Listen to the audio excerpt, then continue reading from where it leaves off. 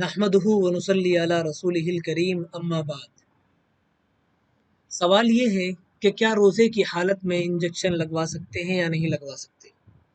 अगर किसी को कोई बीमारी है, कोई परेशानी है और वो उस बीमारी की वजह से इंजेक्शन लगवाना चाहे तो क्या रोज़े की हालत में इंजेक्शन लगवाने से रोज़ा टूट जाएगा या रोज़ा बाकी रहेगा। आइए देखते हैं, दारुल उलूम देवबंद का फतवा मौजूद है। सवाल, मेरा सवाल ये है कि क्या इंजेक्शन लगवाने से रोज़ा टूट जाता है।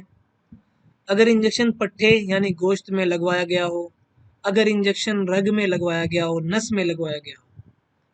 जवाब, बिस्मिल्लाहिर्रहमानिर्रहीम। इंजेक्शन गोश्त में लगवाए या रगों में यानी नसों में लगवाए, इससे रोज़ा नहीं टूटता।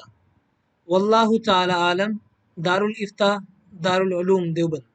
तो देखिए, अगर इंजेक्शन रोज़े की हालत में लगवाए, चाहे वो इंजेक्शन गोश्त में लगवाए या इंजेक्शन रगों में लगवाए यानी नसों में लगवाए, तो उससे रोज़ा नहीं टूटता, उससे रोज़े पर कोई फ़र्क नहीं पड़ेगा। दूसरा सवाल ये है कि क्या रोज़े की हालत में अगर कोई आदमी बीमार है तो क्या वो ग्लूकोज यानी ड्रिप लगवा सकता है या नहीं लगवा सकता। अगर वो रोज़े की हालत में ड्रिप लगवाए तो क्या इससे रोज़ा बाकी रहेगा या रोज़ा ख़त्म हो जाएगा, रोज़ा टूट जाएगा। तो देखिए, दारुल उलूम देवबंद का फतवा मौजूद है। सवाल है, क्या रोज़े की हालत में किसी बीमार को ग्लूकोज ड्रिप लगाना जायज़ है जो मुकम्मल क़ुव्वत बख्श होता है।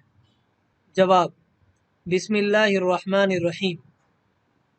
बीमार को ग्लूकोज ड्रिप लगा सकते हैं, अलबत्ता बिला ज़रूरत ताकत का ग्लूकोज लगवाना मुनासिब नहीं है, ये मकसद रोज़े के ख़िलाफ़ है।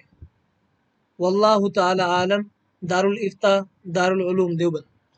तो देखें, अगर कोई आदमी बीमार है और वो बीमारी की वजह से ड्रिप लगवाना चाहे तो वो ड्रिप लगवा सकता है, इससे रोज़े पर कोई फ़र्क नहीं पड़ेगा, रोज़ा नहीं टूटेगा। लेकिन अगर कोई बीमार नहीं है और फिर भी वो बिला वजह ताकत का ग्लूकोज लगवा रहा है, तो ये ताकत का ग्लूकोज लगवाना बगैर किसी वजह के, बगैर किसी बीमारी के मुनासिब नहीं है। अगरचे रोज़ा तो नहीं टूटेगा, लेकिन ये मकसद रोज़ा के ख़िलाफ़ है।